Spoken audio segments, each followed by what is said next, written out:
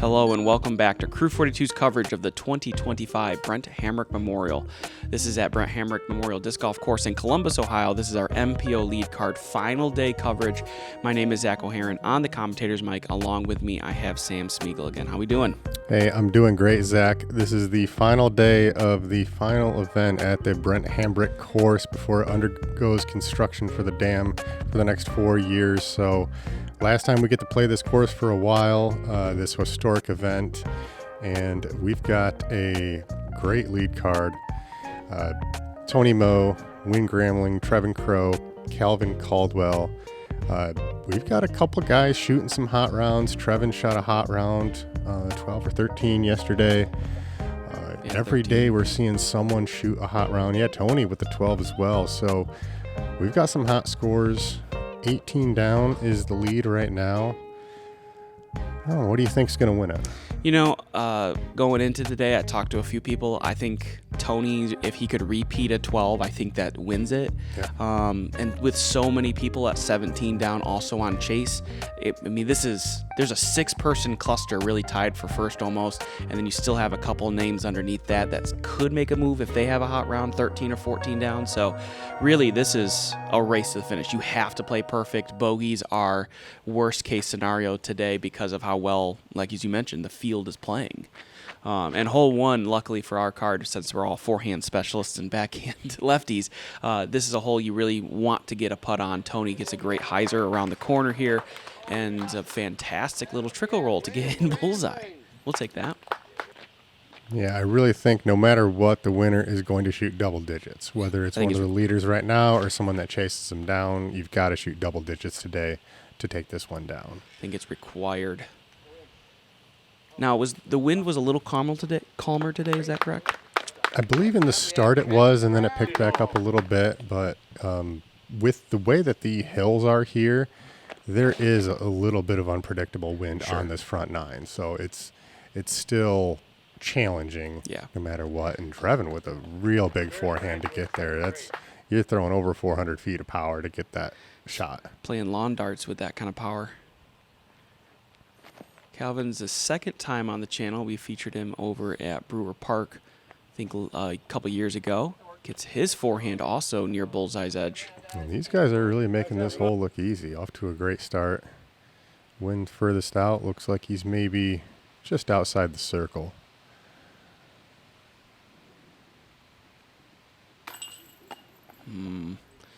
Not quite able to get that one to stick. His putter was on fire in round 2. He's going to need that consistency here for today if he wants to push for the win.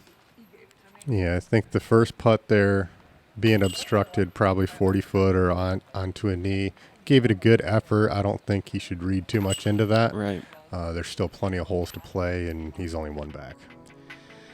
Hole 2 now, par 4, 489 feet. Sam, what's the play? I think a lot of these guys with the distance they have are going to go for the green. That's going to be a big hyzer over the hazard on the right. That whole hill is a hazard. A hyzer too much, and you could go OB left into the woods. You know, it's a tough eagle, and so 2 is extra strokes on the field.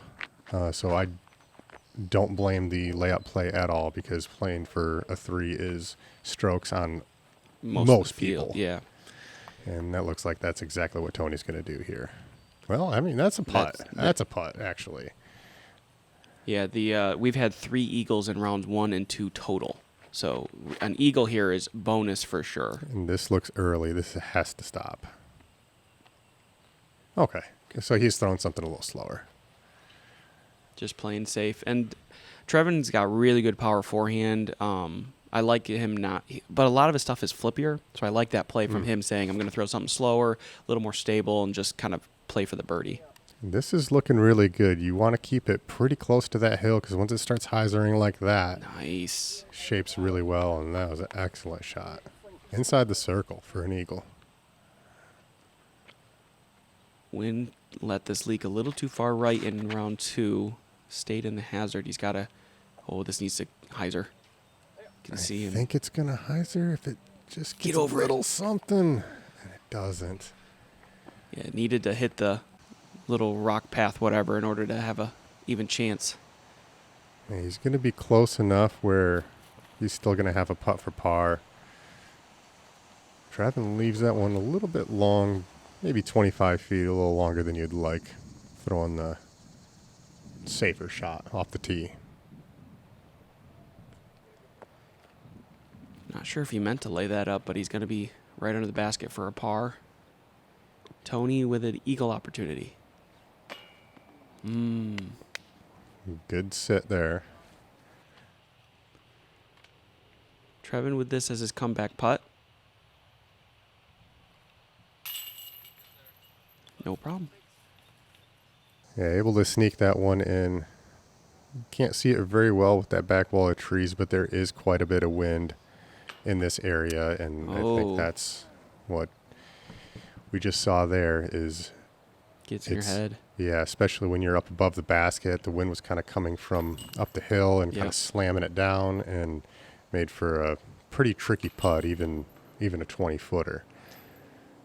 Sometimes you will make decisions on that green thinking it's going to move the disc more when honestly, if in my opinion, from that distance, you almost pretend, unless the wind is really gusting, that the wind's not there. You just jam it dead center.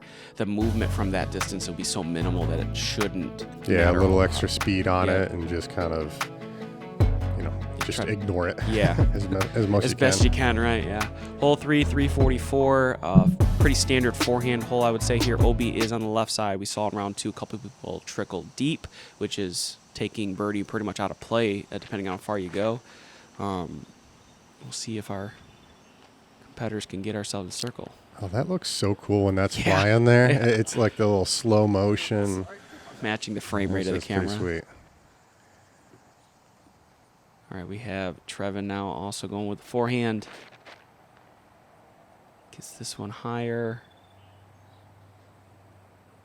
And it should be putting there. Might be a little short from the basket there.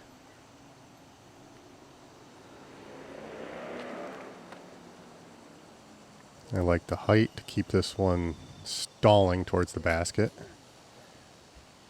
That's one way to control the speed. Instead of throwing it low where it has a chance to skip, you throw it high, and then the disc will slow down before it gets to the basket. And that's a way to keep yourself from going too far deep on this hole. Mm-hmm. Well, Winn's got this basket on lock because he has a total distance to the pin of about a foot for 2 rounds. Yeah, he hit the pole yesterday, I believe. And Trevon a little obstructed there. That branch doesn't look like it's in the way from our angle, but it is in front of the basket from his, trying to manipulate it. Going to leak out left. Calvin now. No, another one just a little low. This is not a course or a round where you're going to want to take too long to get your putter heating up. Good birdie from Tony there.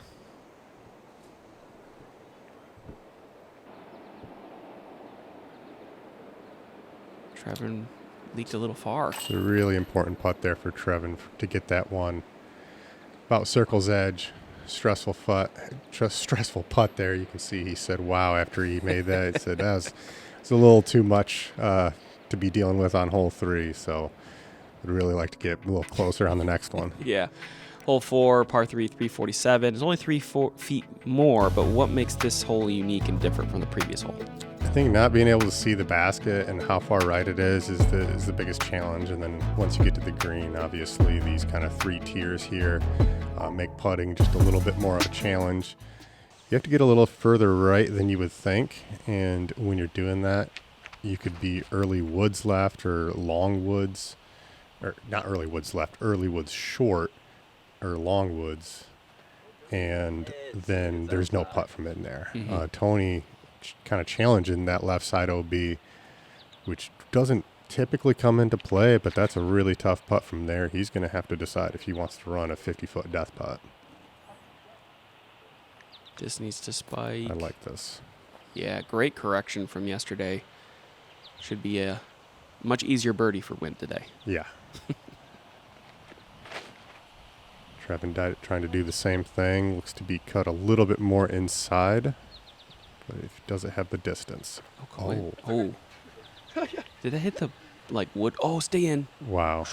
Did that hit the wood pylon? Like, that was a weird ground action, right? It was, yeah. I don't know if he hit the wood pylon or if it was just caught a dry patch, but that was a big skip. And, I mean, you saw how far inside he had to throw that to even have a chance of going OB, and almost did, but lucky to stay in bounds and have a putt. Looks like Tony's just laying up. Smart play from there. There's not much basket to even putt at, so you really don't want to miss that one. You're almost surely going to where Trevon's throwing his putt from. Right. You can't win the tournament on the hole, but you might lose it if you got a bad kick, roll OB. You could lose too many strokes too fast. Yeah, it's a lot of stress early in your round that you don't need. You're already playing well. You just get your par and move on. It's going to move us over to hole 5, 321, the easiest hole, in my opinion, on the course. It's just a stock hyzer around these trees, righty. We'll see forehand from Tony, I'm assuming. He's got a very good forehand for this shot. Just something overstable. Elevated basket. With a little bit of wind, you really want to get it close. And I forgot to mention this because I was just listening to you. Congrats to, oh, I lost the name. Where'd it go? Nick Carapaz on the ace on hole 4. That's a cool ace. That is a cool ace, isn't it? That's just got to sneak right over that top tier. I want to know if he skipped it or if he slammed it. You'll never know. I know. Hopefully someone got to see it. Might have not even heard it, honestly. Yeah. Calvin gets a great shot off the base of the pyramid there. He's going to stay close. Yeah, you can really see those trees blowing. That shows how much wind we're dealing with now. So getting close, just like Tony did there, is really important on this elevated basket. With those elevated baskets, the reason that they can be so tough is not only the baskets not catch as well when you're throwing up at them, but you're exposing more of the bottom side of the disc to the wind, and you have less control of where it's going to go. So it's very sensitive. You have much less room for error when you're throwing those putts. Now, for this wind all weekend, it's been mostly right to left for this hole, so the disc has been swinging. For you personally, like planning for this hole, would you rather, sit down, would you rather be on the tailwind side of this pin or the headwind considering its elevation?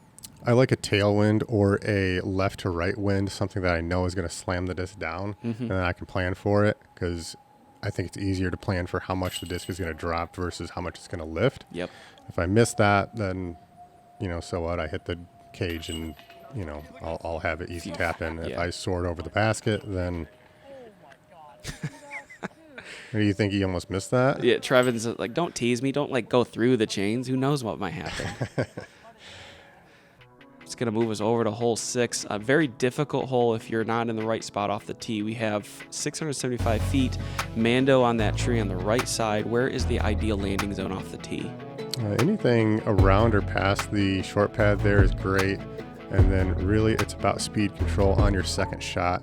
This green really narrows onto about maybe only a 10-foot wide, if that. Little ridge there where the basket's at. So land a little bit short, or if you're throwing a sidearm into the green, you can play into the side of the hill, and then if you roll into the rocks, you're still inside the circle. Very tough green to access. Sure. And do you like the forehand approach more than the backhand? I think so. Just a little safer? Yeah, because if you land it short, again, you hit the side of the hill, and you're going to roll into the rocks, and once it gets to the rocks, it's not going to go OB. Right. And if you soar it long, like over the basket, there's more room on the right side where it's not going to air. It's probably not going to air all the way down to the OB on the right. Where if you're throwing the backhand, then if you're over the hill, it's surely going OB. So I think that's a little safer. And we see something there that's not too common, going OB right on this hole, where you're generally pushing it a little bit straighter, but it definitely does come into play when you're trying to play the wind. Does make the Mando, though, which is important because the drop zone, if you correct me, is the short pad, which is probably 80 feet farther back from his current position. Yeah, you definitely don't want to be there. This is still in, saving par position.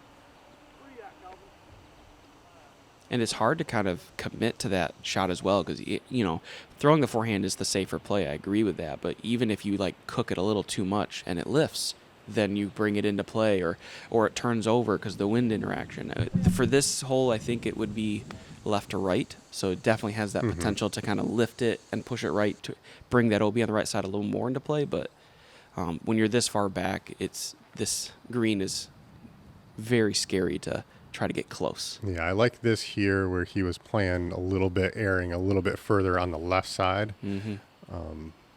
Again, you can see how close those rocks are to the side of the hill, so you can still get pretty close to the basket. But really, there's no easy spot to be off of the tee other than closer.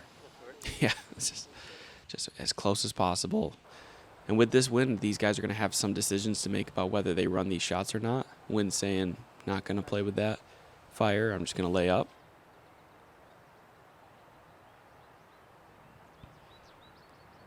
Tony's going to match that as well, just lay up and not play with fire. Calvin contemplating.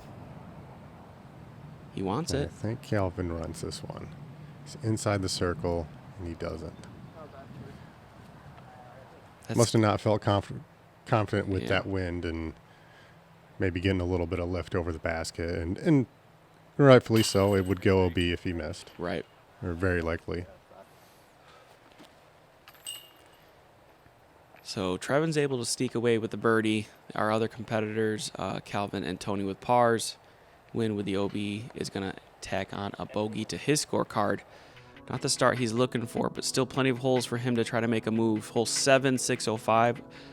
Birdie opportunity for everyone here. First tee shot, you just want in the fairway in the short grass. There's some danger on the hill on the right side if you're able to throw too far to the right. And then from there, it's just, dealer's choice on your approach, either backhand if you're far enough left or a forehand over the OB into the green. And for our competitors and for this race that we're having, it's got to feel like a musket, right? Oh, yeah. This is one of the top 3 easiest holes on the course. And the only thing that you really can't do is go down the hill on the right. The OB left is there, but you're probably going to throw something overstable enough that it doesn't really come into play. What these, both Trevon and Tony are doing here is just chipping something overstable, not trying to get too much off the tee. Is exactly what you need to do. Put yourself, 300, maybe a little inside that to the basket, and, everyone's got that shot in their game. 3 successful tee shots so far. Winn trying to make it 4. Good height, good hyzer. This should sit in grass. Yep, not too much ground action. Pretty much textbook drives from that card here. Now, the only thing that you can't do throwing this forehand is leave it too far to the left. Once again, we see another run at this basket for. He thought it was in too. Yeah, we kind of did as well. He loved it. Same thing for Tony. Don't go too far to the left, because if you go OB, then you're going to be short and have probably 100 feet to the basket. Right. So his air to the right side there gets a lucky bounce out of the trees. That's the mistake you want to make if you're going to air on any side of the basket. Backhand approach from Winn. This needs to stable up a little bit. Looks like it is. Excellent approach there from Winn as he will be in circle. Yeah, you can see he did the same thing with the backhand. Just make sure you keep it along the right side and get it as close to the basket as you can. If you scratch a couple trees and land at 30 feet, that's not too bad. Calvin with a nice approach as well, also in circle, maybe 15 feet. Tony up first from 20 to 25, makes that putt. Tony's got himself a pretty good round going right now. Ooh, that one tried to sneak out, but stays in for Winn. I imagine with the distance the last two guys have, we're going to have our star frame. And we do.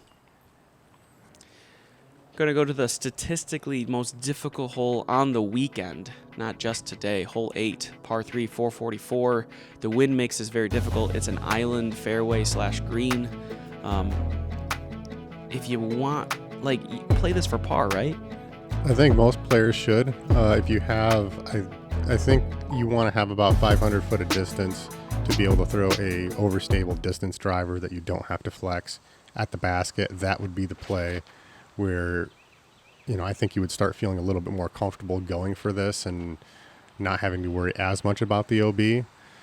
But that green gets very, very tight. So even that, you're only trying to get probably to edge a circle if you're, I would say, attacking this one.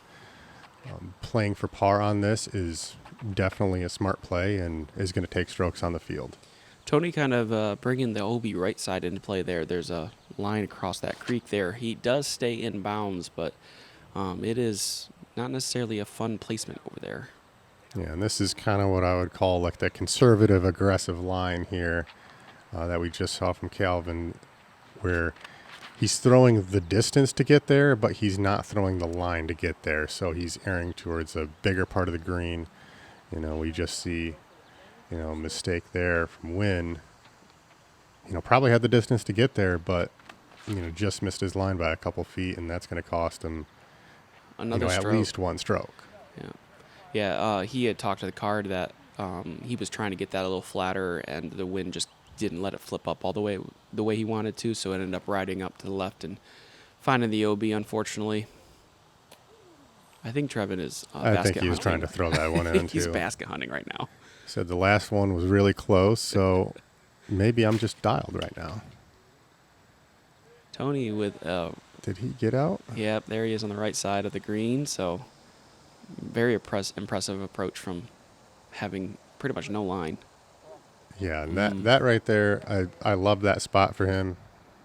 He did take the backside OB kind of into play a little bit, but you do have a little backstop with the hill, so very good play for Calvin there. Bogey for Winn, should be a par tap-in for Tony. That's going to move us on to hole 9.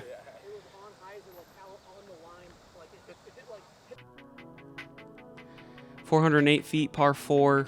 It's very uphill.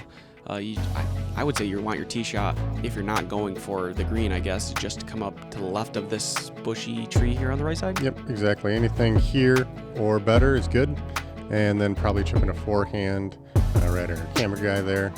And I think that's going to be the most open line. Some people take the right side of the basket. It's a little more direct. Trevon looks like he's going aggressive and trying to get to the green.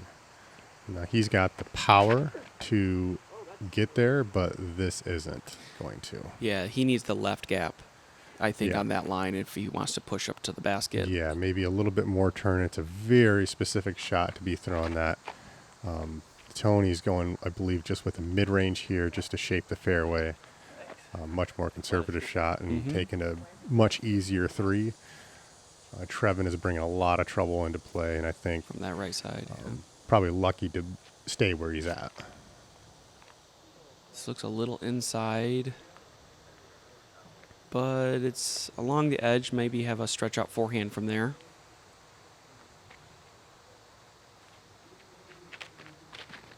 Winn now also inside there. It's going to get left. And this is going to get through a little bit more. There's a pocket right there. We'll see if he can finagle a forehand or backhand from that position into the green. Trevon now from off the fairway trying to get something up there, but hits an early tree. He's going to be left short. From a knee. See, being up at the top of the hill just makes this open up so much more. Where you see, both Winn and Calvin are in a much, easier upshot position than we saw from Trevon. But I respect the eagle play. He's trying to chase down a leader, and he's got the power to do it. So this is where he felt comfortable taking a chance at it. Tony up next here after a pretty much perfect drive is just going to try to chip this up to the basket. Does so nicely. Care to venture a guess on how many eagles there were on the weekend? I have to say one. Someone had to have done it. I think you're going to love this answer. There were 4. I'm going to read the names of who got them. Ooh, Trevon thought he had just banged that. Luke Radloff got one. And then Chris Fisher. No way. Yeah, 3 rounds, 3 Eagles. How is he throwing that shot? I don't know. We got to ask Chris Fisher. Holy cow. That is an unbelievably well-played hole. Yeah, I mean, he's averaging a stroke and a half on the field. That's per round. Very impressive. He got 4 strokes on one hole, 4.5. Taking a look here at the front 9. Tony currently in the lead of our card right now at 24. Winn falling behind a little bit with those bogeys at 20. Trevon and Calvin right there in the mix at 22 with the back 9 coming into play. A few difficult holes. See what happens there on the race. But there's something else to mention here. Remember, there were multiple people on the chase card that were sitting at 17 down as well, including this guy right here, Parker Welk. A couple of our catch cam angles you might have noticed didn't get included. That's because we were jumping across the course a little bit because Parker was on a heater. He didn't like the shot on hole 1, ended it with a birdie. There's his putt on 5, another birdie. Guess what he did on 2? Eagle. He was on a heater, perfect through 6. He has another tap-in birdie here. He was just absolutely locked in. Even on 8, this putt right here for a 2. He was absolutely shredding. He is 9 down through the front 9 holes and has not only just taken the front 9 by by the horns and dominated it. He is currently leading the event through 9 holes now by 2 strokes.